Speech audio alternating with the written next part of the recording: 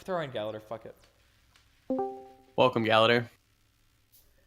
Wait, hold on 1 second. I'm gonna go talk to the plebeians in 1 second. I love all of you very much. You're all very special to me, and you're all very beautiful people. And I hope you guys come back next week, and we'll do the same thing, and I'll do it for 6 hours. All right. I can write down the names of who's here for next. Fuck that shit. Okay. What's up, Ben? How you doing? Good. How are you? Pretty good. Okay, I'm sorry I got like right at the end to you, and I have to leave pretty soon. But hit me up with a quick thing. What do you got? All right. I believe the strings were pulled for quasi-realism. Okay, what does that mean? Hit us up with it. All right. So I'll do the scientific one, but most people do it ethically, like people who don't believe in moral facts. Hell yeah. All right.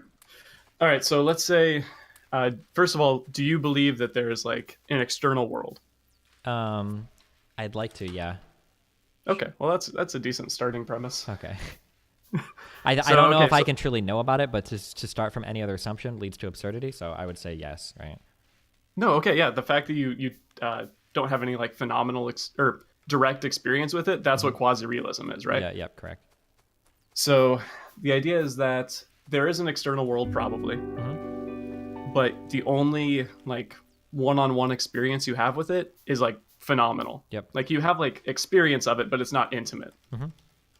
So out And of then, that, wait, just so people follow wrong. So the difference is like phenomenally means that I can see something and I can feel something, but I can't truly know anything about that independent of what my senses communicate. I can't become intimately familiar with any physical object. I just have to trust what my senses are telling me about that particular object. Yeah. Okay. Go ahead.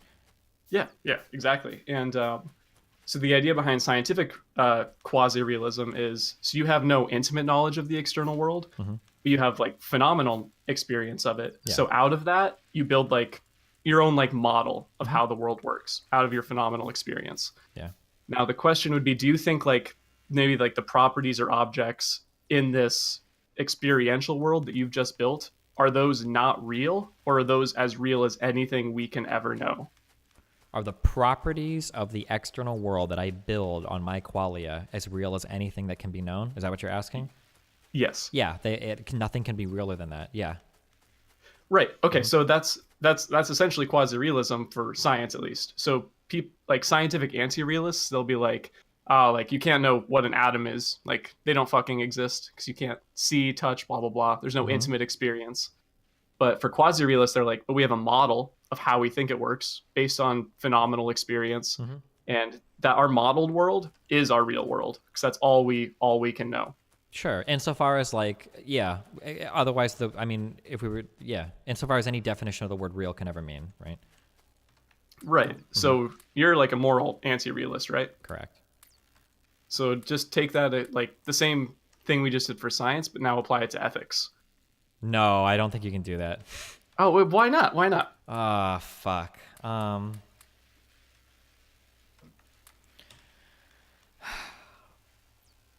For the record, I'm not like, my ethics is really weak, but I think this is the only, I don't know, good argument sound for ethics. So like Yeah. my difference here is I think that the process by which we arrive at experiential evidence is commonly shared between all people. And can be like rooted out, I guess, in other like experiential things. Like I through testing, I know that I have like hands and I've got like a brain and I've got like neural connections and all this shit, right? Blah blah blah blah blah. And I can like follow this. For moral fact, I don't think that process resembles that at all. So it's because you don't have like, so like you're saying for science you have phenomenal experience of like the physical world, but for ethics it's not of the physical world, it's of like societal norms and stuff. Well, I argue everything is physical, right? I'm a hardline physicalist or materialist. Right. But yeah, so like I don't think that like I guess like if I were to ask somebody like I want to figure out what color something is, right? Like there are certain like experiential things and data that we can collect about that, right? So like what and we can create like a framework to understand this as well, right? So like color, when you shine a light at something, certain colors of the spectrum are absorbed by it, certain colors are reflected by it. Our eyes pick up on certain wavelengths based on the cones or whatever in our eyes, right? Like we can have a working definition in all this. We can talk about a lot of these things that exist like in hopefully that exist in the external world. But when we talk about moral fact, we're not pointing to anything in the external world. Like, we're relying completely on, I guess, like some a priori logic, and then like some intuitions that we seem to have that not everybody shares about what should be. I feel like the conversation is way different. No. Okay, so actually, the argument you just gave for how we know things about like the physical world, Uh-huh. I feel like that's the exact same way we talk about moral facts. Like, okay, so the difference was for the physical world, you made the assumption that there was like some unknown, unreachable, like underlying framework for reality, right? Mm-hmm. And then you, for ethics, you're making the assumption that that doesn't exist. But like, completely throw those assumptions out the window. Mm-hmm. The only way we build a model of the physical world is like, through this like collaborative, phenomenal experience. Like, we all see it, we all Yep. experience it slightly differently, but pretty much the same, and we build a model of the world. Mm-hmm. Do the exact same thing with ethics. That's all that ethical theory is. Yeah, but the problem here, in my opinion, is that if I'm from a physical sense, it seems okay. Hopefully, I'm not loading this with too much presupposition bullshit. But it seems to me that our physical models that we're building of the world are probably approximating what exists in reality, because we're getting greater predictive things out of these models that allow us to do more with our understanding. So that was a lot of bullshit, right? So like computers exist because of a long like process of building physical models that hopefully approximates what exists in reality, and then we're able to manipulate that information that we have to build things that are more and more complicated and complex, hopefully because we're getting a better understanding of what is real. For moral fact, I can't point to anything like that. I can't point to like a building of moral truth that like over time approximates a greater, right? Or can you think of like an equivalent to that, or do you think that's not fair for me to bring up? Or No, I think that's a solid point. That yeah, for science we have like we have like a predictive success because of the Exactly. model of reality we've built. Mm-hmm. Whereas, like, I can point, like, Kant, like, wrote, like, fucking 12,000 fucking pages on moral realism, and he could be just as close to the truth as anybody else, right? But if we want to talk about, like, a flat earther versus, like, somebody that understands that the shape of the earth is more complicated than that, well, we can actually, like, have predictive models that kind of, like, test out, like, well, this is probably, like, the fact that the earth is an obloid sphere or whatever is more approximate to reality than flat earth because we, like, fly spaceships around the planet. But there is no way ever to test moral fact. In my opinion, it doesn't seem to be the case.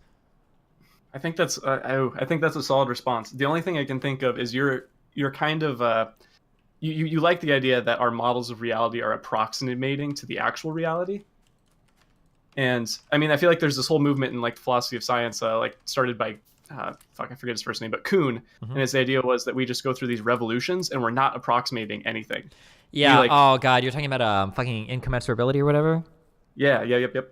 I think all those arguments are bullshit, but that's because the guy that's argued with me about them, I feel like he hasn't phrased them in a way that I feel like it's, I don't know, fuck. I don't want to misquote like Rem here, because he's the guy that argues this, but like I hear this idea that like, well, we go through scientific revolution after scientific revolution, and things that you used to call an electron now are referring to totally different things. Just because that's true, I don't think that means that our new models don't necessarily approximate reality better. Like, I feel like if you wanted to attack that position, what you would have to say is, just because you're getting better results from something doesn't mean that you're approximating reality better. But I feel like at that point, you're getting into like weird, like either epistemic arguments or some other type of thing that would get like a lot more foundational that I don't even know if I can have that conversation. Yeah, I feel like no matter the longer we talk about this, we're going to get into an epistemic problem, right? Like, sure. I mean, like with math, like I could see people being like against like the idea that math is all circular bullshit in some ways, right? Because math is like kind of like foundationally built on axiomatic stuff, and we don't really have experiential stuff relating to math. But for observations about the physical world, like things built in physics, I have a hard time saying that like all of that is arbitrary bullshit. Or that's like the same way as like moral fact exists, because like I would like to say we've made real progress in physics insofar as we have a better understanding of the world and we can manipulate aspects of the world better. But I don't feel like that exists with moral fact at all. Right? We still have Christians today. We had Christians, 2,000 years ago. We still got people that believe certain things today, and some of them are the same, some of them are different. But okay, I feel like the only okay, if I bought like your premises on how science is like kind of moving forward incrementally, toward being a better approximation, then yeah, I think you could totally be a moral anti-realist. Your argument sounds totally valid. Sure. But I have trouble buying that premise. I don't think we're getting better and better at approximating reality. Why not? I think on a fundamental level, I'm kind of a scientific anti-realist. But the reason I say quasi-realist is because our models are functional. And as they change, we're going to gain new function, lose old function, actually, in some cases. Wait. Can you give me an example of that? That's really important. Yeah. Because if a lot of well, to complete your argument, because if we move from model to model and we're losing old function as we move to new models, then that would be a very strong supporter of your argument. We're not actually understanding the world better. We're just using different models that have different applications, right? Right. Mm-hmm. So I know there's a modern example of it. It has to do with like classical versus quantum electrodynamics. But I'm going to sound retarded if I try to give it right now on stream. Quantum so I know there's electrodynamics. Yeah, okay. I want to ignore that one because I'll wait till I actually can read up on it again. But there's an older example that I'll give, and that's just back in astronomy. You had originally you had Ptolemaic astronomy, and what they did is they had like their model of the universe was that Earth was in the center, and you had like these crystalline spheres.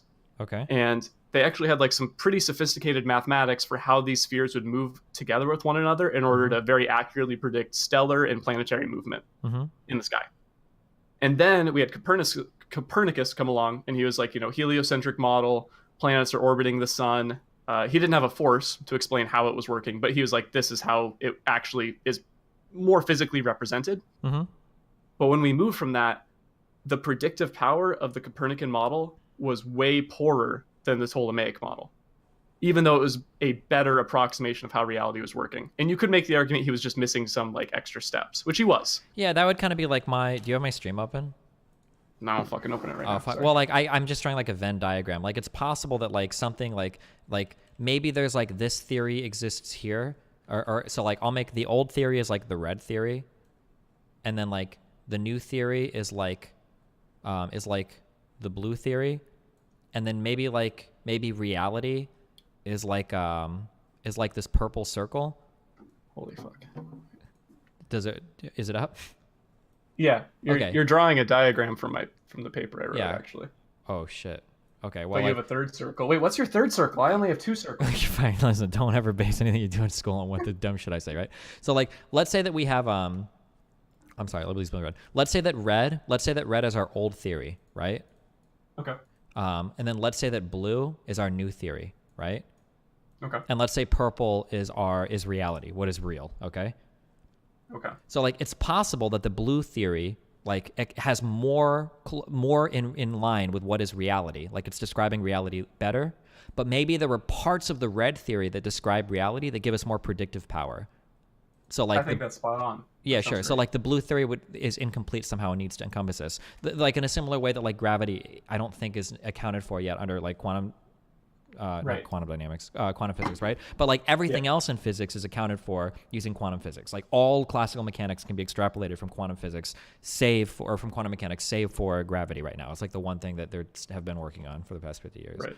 But yeah, so I think that like if you wanted to say, if you gave me the argument, just because something approximates reality doesn't necessarily mean it gives us more predictive power than something else, that could be true because of this bullshit diagram. And I'm sure you could find examples of it. Or what you just gave, that astronomy example. But that doesn't necessarily mean that like better theories can't exist that explain, like they don't have to be mutually exclusive. It's like a false dilemma, right? That's a fucking great diagram. I've actually not seen it put like that. Thanks. Okay. There you go. You don't do grad work for philosophy, do you? No, I don't. Oh, well, there you go. That's the that came from the grad student Wikipedia that I have special access to. So, no, that's a good way to put it. Fuck. Or you? Yeah. I don't know. Do you want to talk any more about quasi-realism, or are you done? Hold on, let me see where my buddy's at. Go real quick. One more thing. What else you got? Real quick. Fuck. You libertarian? Fuck no. All right. Is that good? All right, where are you at? Are you in Chicago now, or? No, I'm back in Pennsylvania right now. Oh, back in Pennsylvania. Okay. Yeah, shitty Pennsylvania. Well, hey, listen, I love you. It's been fun. We'll talk more in the future if you're here next Sunday or whatever, okay? All right. Au revoir. Okay, have fun. Peace out.